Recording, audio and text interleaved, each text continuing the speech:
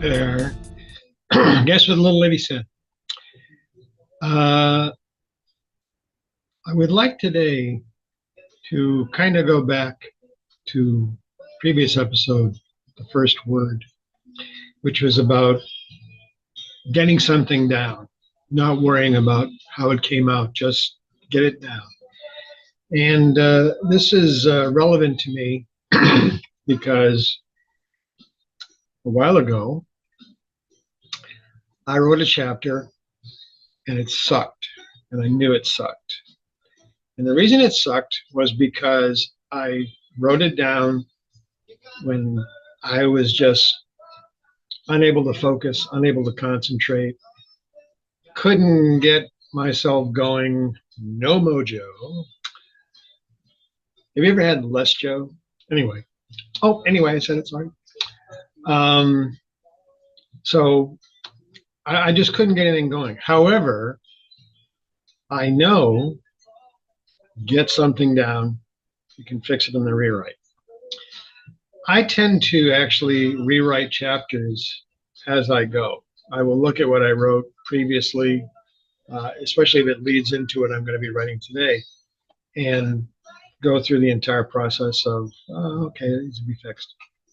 But in this case, I know this chapter sucked, and it needed to be rewritten. So I did, and I would like to share with you today the original version and the new version, and explain why one, in my opinion, is better than the other. So if you give me a second, I'm going to move around screens here. Oh, by the way, we're listening to Livingston Taylor, James Taylor's younger brother, and for my money, a much more talented musician. Very, very popular. He's got his own following. I've been very fortunate to see him in concert a number of times. Wouldn't spend the money to see James Taylor in concert, but Livingston I would go see. And from everything I know, just an all-around really nice guy. So anyway, the original, oh God dang. The original version of the chapter was entitled Ghost Riders in the Sky. Martin entered his apartment with 2 cappuccinos as Tony fired up Grapevine. Tony accepted the cup without looking up. Wouldn't it be easier to have a coffee maker here in the apartment? Martin sipped.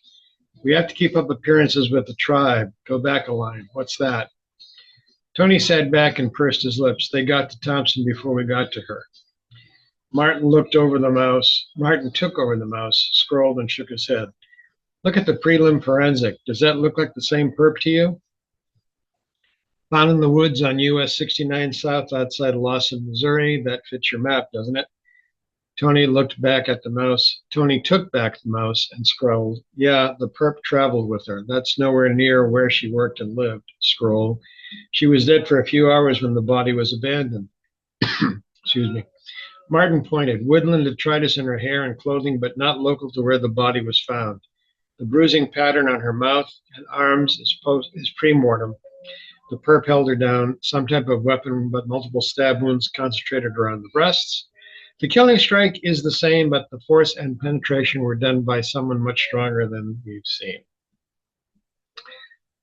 So now the new version. And let me do some scrolling here. There's a new title to the chapter, which is In Search of the Lost Chord. In Fane's Eye, the chapters are all titles of popular music. So, In Search of the Lost Chord. Tony pulled an oversized tackle box and 2 oddly telescoping fly rods from the back of the tactical while Martin unlocked the store. You sure your stock boy's gone? Martin checked his watch. Long time now. But he's got his own key? I vetted him. He's harmless. Really? You haven't caught Unabomb. Unabomb rejects all forms of technology. This kid's got crazy tech skills. I'll put him in touch with Croydon when we're done. Either that or leave him in the store. But you did say you've heard a scratchy sound when the cone is active. You ready? I'll show you. Tony attached the odd fly rods to the oversized tackle box, and they walked through the store. Your infiltrator. He got past Croydon's locks and logged into Grapevine without activating the cone. He was either Houdini or a close relative. You done down here? Ready to go upstairs? How come you didn't call Croydon? Get a team up here. Martin waited for Tony to sweep the staircase before opening his apartment door.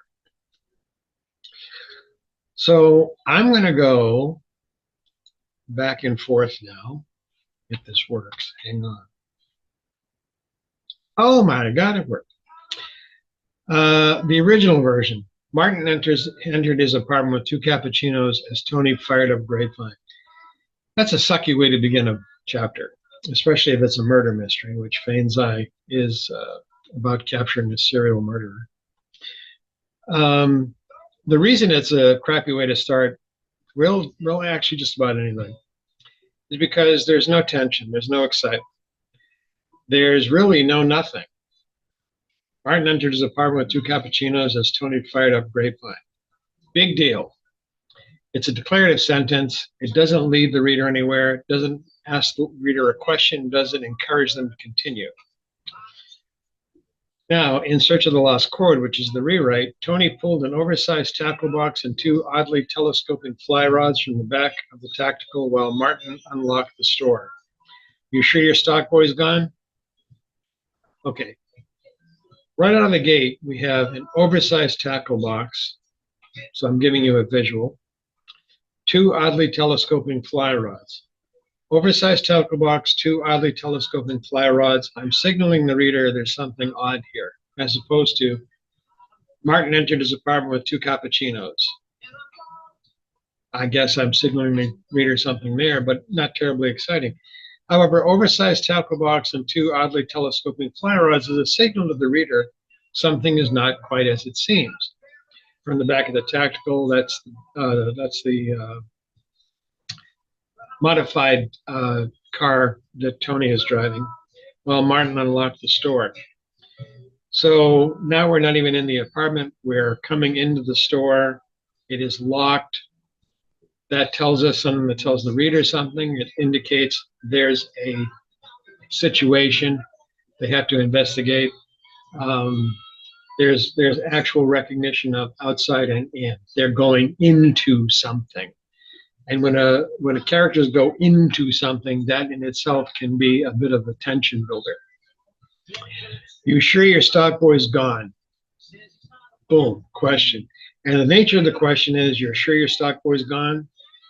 Indicating there's something about the stock boy that Tony doesn't like. He's the guy speaking.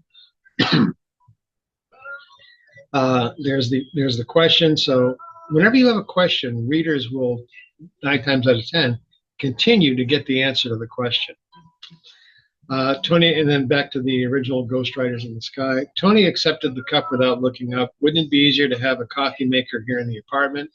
Martin sipped. Have to keep up my appearances with the tribe. Go back a line. What's that? I've talked about toing and froing so many times because I'm guilty of it so many times, and here it is again. I'm wasting space. I'm putting filler material in there because I feel something needs to be there before I get to the meat of what I want to present. Well, I'm a frickin' idiot. As opposed to, you sure your stock boy's gone? Martin checked his watch a long time now, but he's got his own key. I vetted him. He's harmless. You have Tony and Martin talking about somebody, and there's a tension between the question and the answer. Tony is not sure that the person they're talking about, the stock boy, is totally harmless. And when Martin says, I vetted him, he's harmless, Tony's response is, really? We haven't caught Unabomber.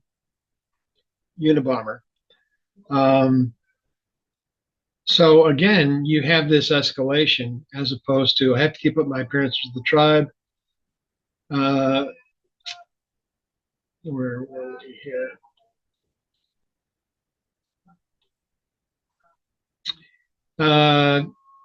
Tony sat back in the original version after Martin said, have to keep up my appearances with the tribe, go back a line, what's that? Tony sat back and pursed his lips. I got to Thompson before we got to her. Martin took over the mouse, scrolled, and shook his head. Look at the prelim forensic. Does that look like the same perp to you?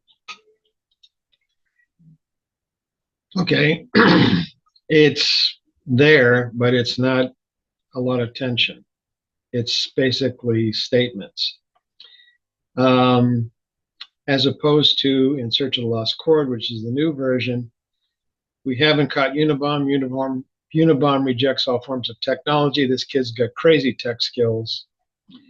But you did say you heard a scratchy sound when the cone is active. Again, there's that back and forth of, you say the kid's harmless. I'm not sure about this. You give me a lot of information that something screwy's going on here. Tony attached the fly rods to the oversized tackle box and they walked through the store. Your infiltrator, he got past Croydon's locks and logged into Grapevine without activating the cone, which is a security device, a bunch of security devices. So we have now activated this odd fly rods and the tackle box.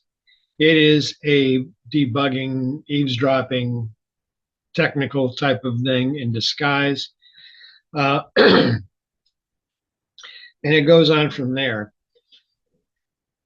The reason that the rewrite to me is better is because there's more tension, there's more drama, there's more reason, I hope, for the reader to keep on going.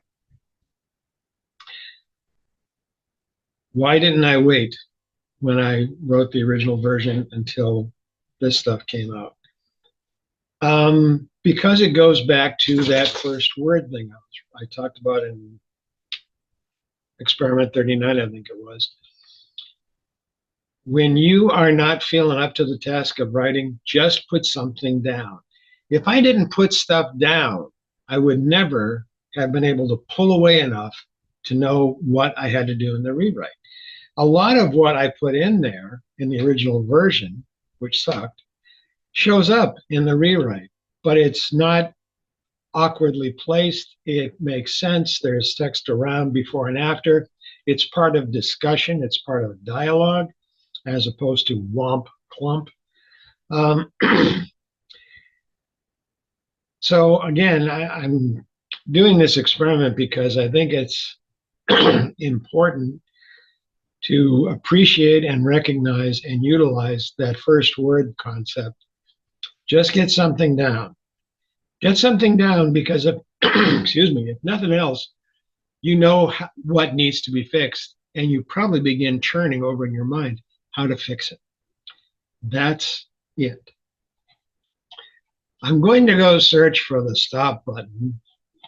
I've given up even trying to hide the fact that I'm doing it now. Here it is. Take care, all.